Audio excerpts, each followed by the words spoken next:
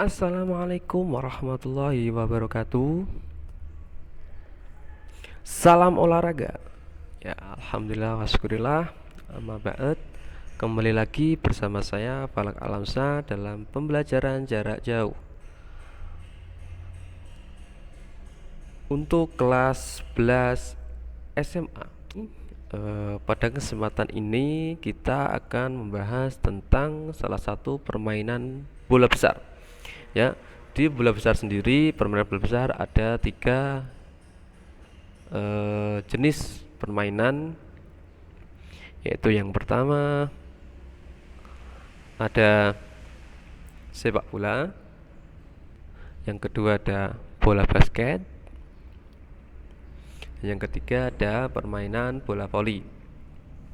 Dari ketiga ini kita nanti akan membahas salah satu saja, salah satu permainan bola besar. Ini pada kesempatan ini yang kita bahas adalah bola basket. Ya. Jadi untuk kelas 11 sendiri fokus pada pembelajaran kita kali ini adalah membahas tentang teknik dasar dan analisisnya. Jadi kelas 11 itu harus bisa menganalisis suatu gerakan, ya, teknik dasar, suatu latihan gerakan teknik dasar itu salah atau benar.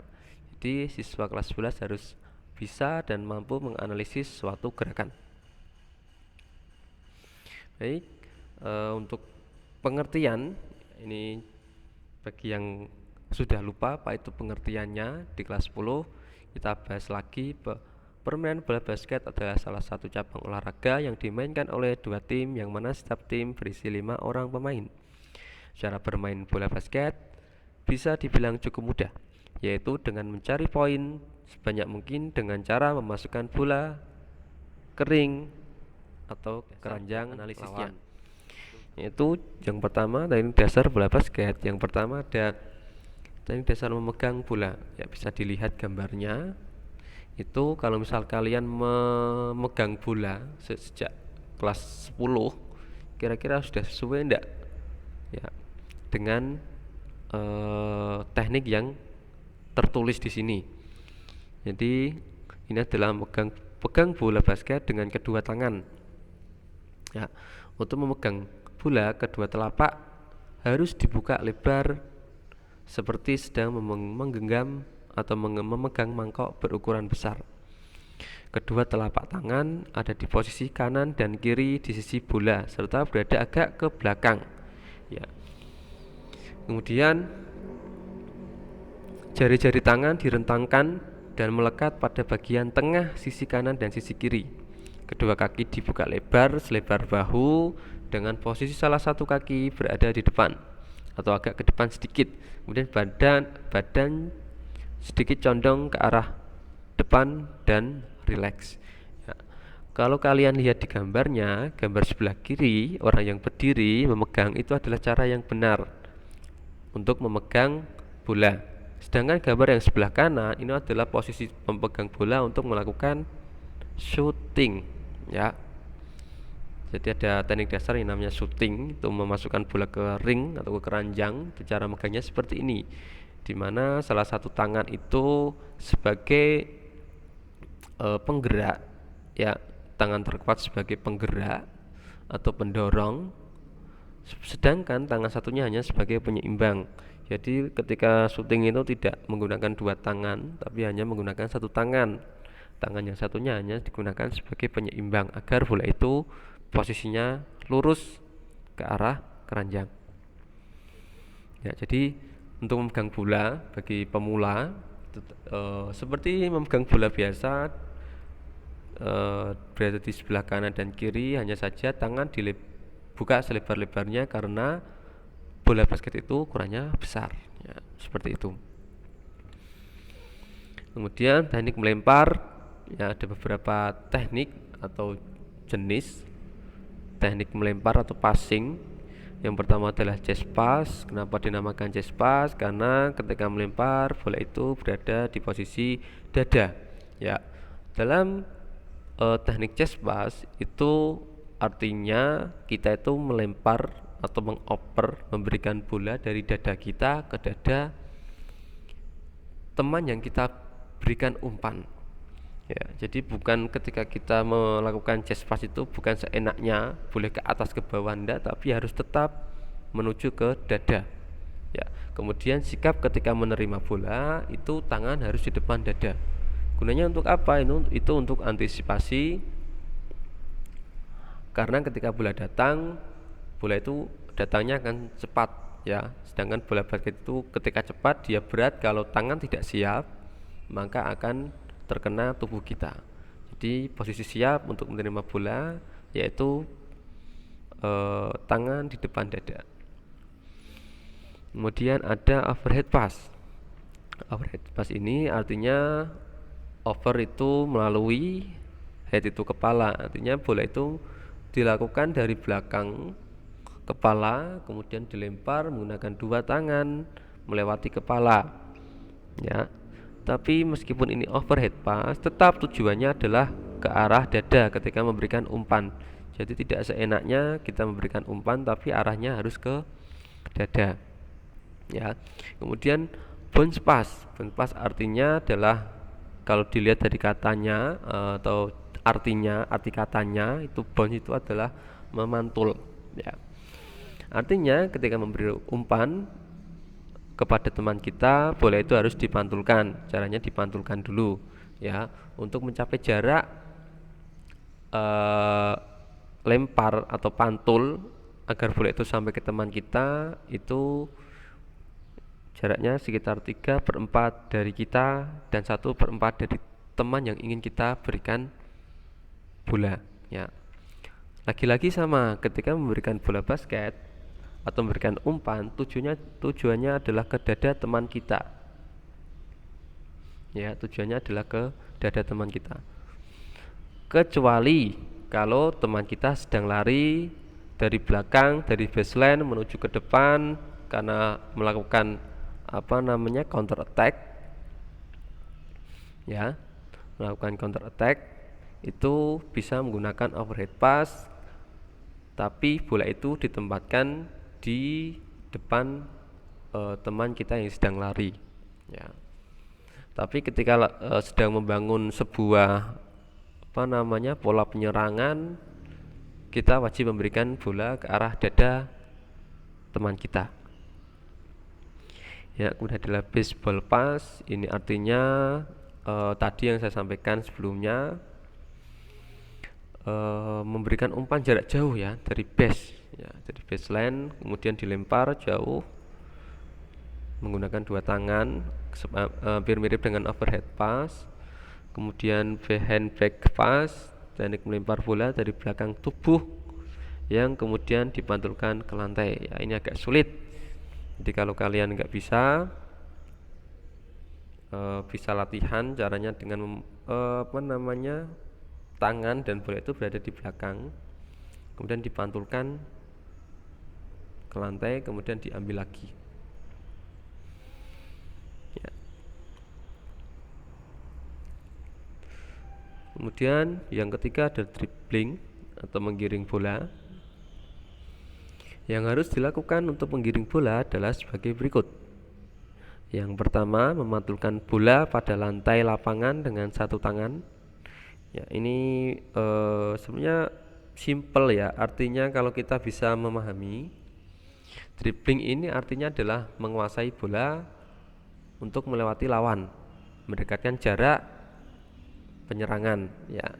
Macam-macam dribbling ya, banyak dribble, jenisnya banyak.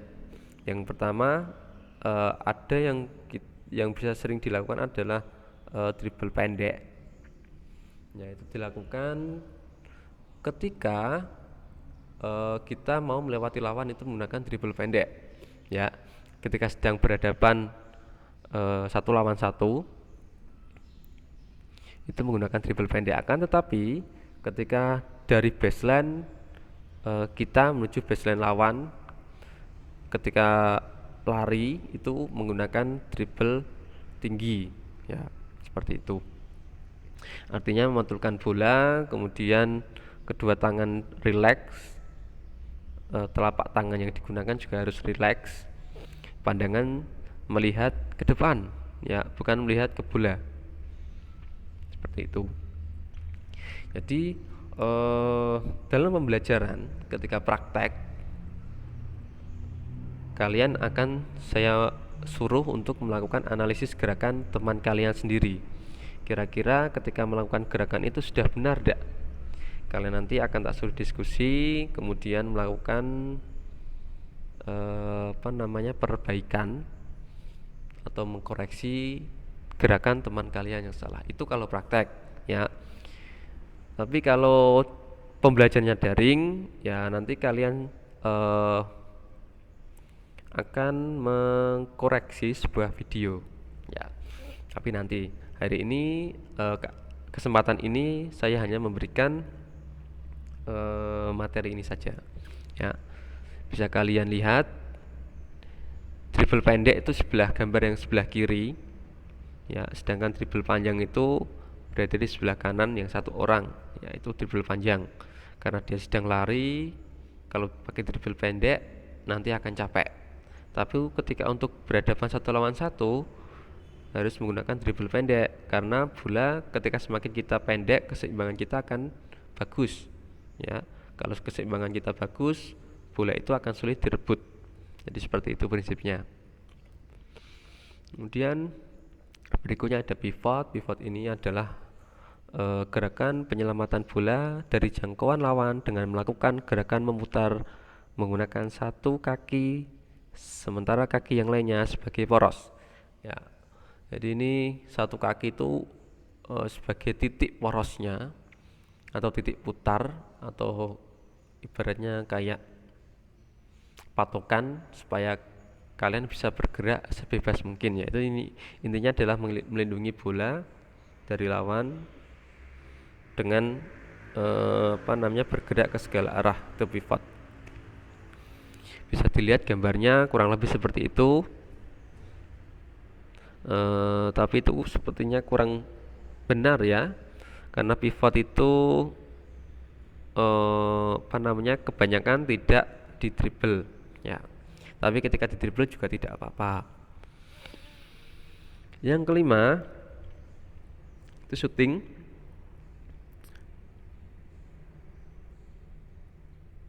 Merupakan gerakan inti dari permainan bola basket, yakni gerakan untuk mencetak angka atau poin.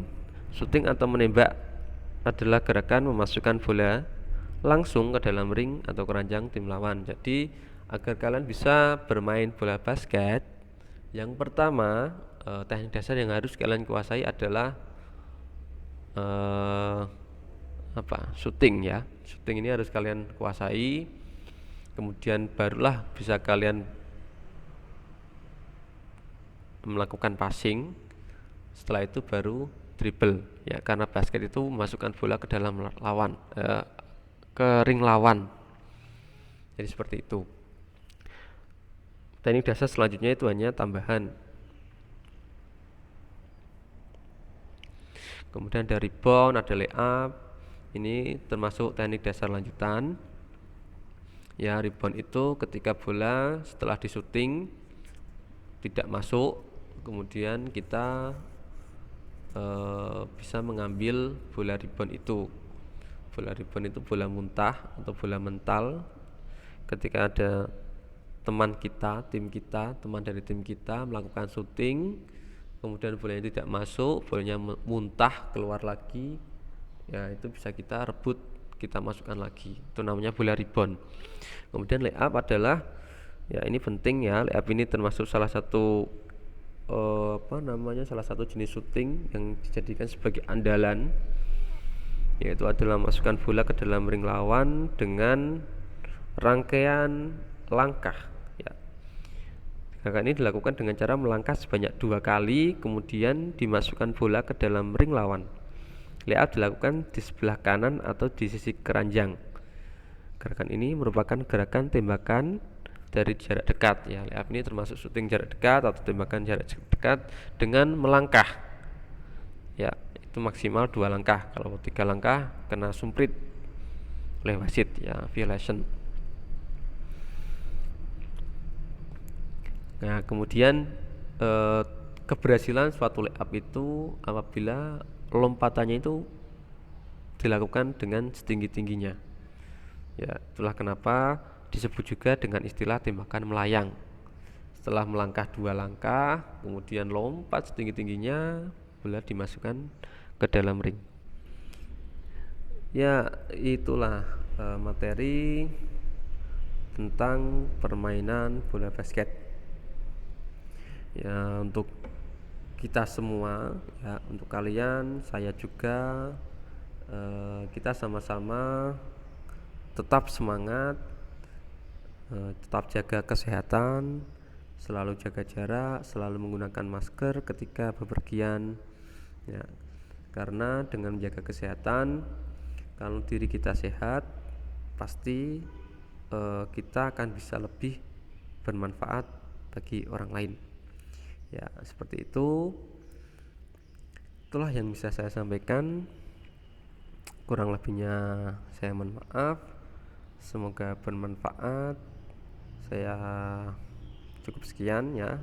Terima kasih. Assalamualaikum warahmatullahi wabarakatuh. Salam olahraga.